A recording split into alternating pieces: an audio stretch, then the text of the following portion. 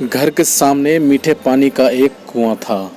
लगभग आधा गांव उसी कुएं के सहारे अपनी प्यास बुझाता था। उर्मिला भी सुबह शाम पानी लेने कुएं पर जाती थी।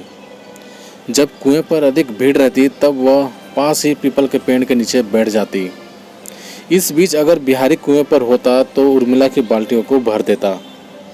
उर्मिला पानी खींचने के झंझट से बच जाती। यह सिलसिला उर्मिला के रिक्त और चेहरे के साथ वर्षों से चल रहा था। किंतु एक दिन उर्मिला जब कुएं से पानी खींच रही थी तभी बिहारी भी वहां आ गया और उसके हाथ से रस्सी पकड़कर पानी खींचने लगा। उर्मिला ने बिहारी को देखा।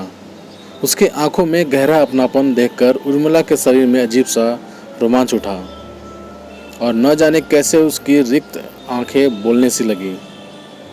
उसे आश्चर्य हुआ कि इतने दिनों से पत्थर बना उसका दिल आज मोम की तरह पिघल क्यों रहा है। वर्षों से सदा एक ही रफ्तार में चलने वाली सांस इतनी गहरी होकर हृदय में मीठी ठेस क्यों छोड़ रही है। बाल्टी भर गई थी। उर्मिला ने एक बार फिर बिहारी को देखा, बाल्टी उठाई और चुपचाप घर आ गई। अब उसका पोर पोर एक अजीब तरह के मिठास में डूबा रहता था।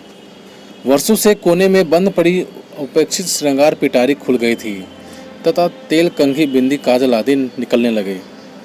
काकी सास भी तिरछी नजर देखकर मुस्कुराती और उर्मिला लज्जा से धंस जाती। श्रृंगार पिटारी को फिर से कोने में पटक कर अपना रूप बिगाड़कर सपाट चेहरे में रहने की सोचती। किंतु वो जितना पीछे जाना चाहती हृदय में धधकती आग उसे उतना ही आगे खींचती।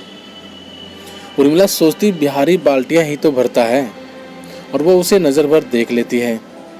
बस इतने भर से उसमें इतना परिवर्तन कैसे आ गया है। उसकी नीरस दिनचर्या इतनी बदल कैसे गई। उर्मिला के मन में युद्ध चल रहा है जिसमें वह हार रही है। वह हारना ही तो नहीं चाहती थी। कह देगी बिहारी से, नहीं भरा करो उसकी बाल्टी।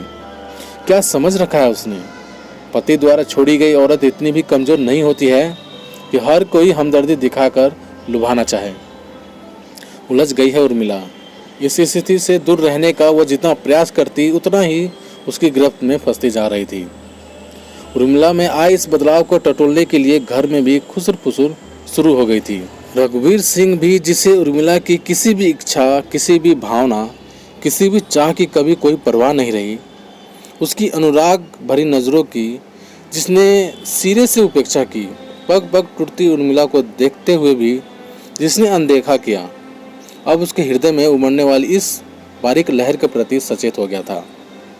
एक शाम जब उर्मिला खाली बाल्टी लिए पीपल के पेड़ के नीचे बैठी थी, रघुवीर सिंह धड़धड़ाते हुए वहां पहुंच गया। देखते ही उर्मिला का दिल धक सा हो गया। वह अपनी जगह से उठकर खड़ी हो गई।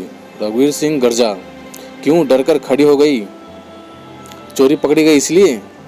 उर्मिला को शब्द तीर की तरह चुभे, किंतु दर्द को अंदर ही अंदर पीते हुए बड़ी निडर आवाज में उसने पूछा, कैसी चोरी?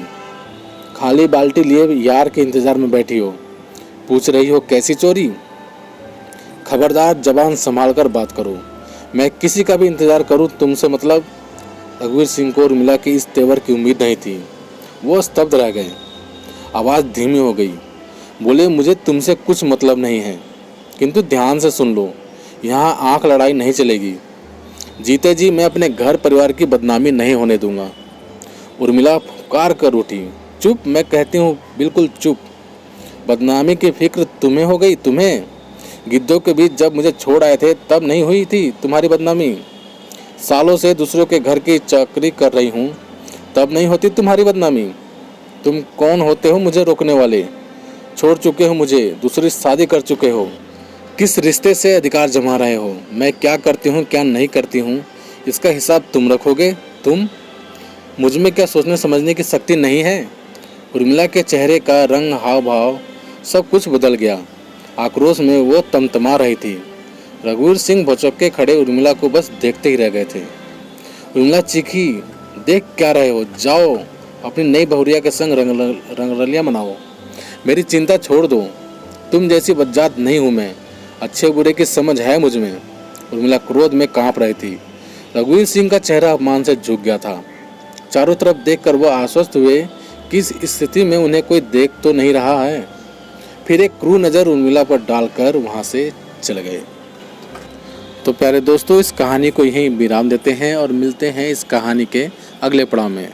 तब तक के लिए जय हिंद, वंदे मातरम।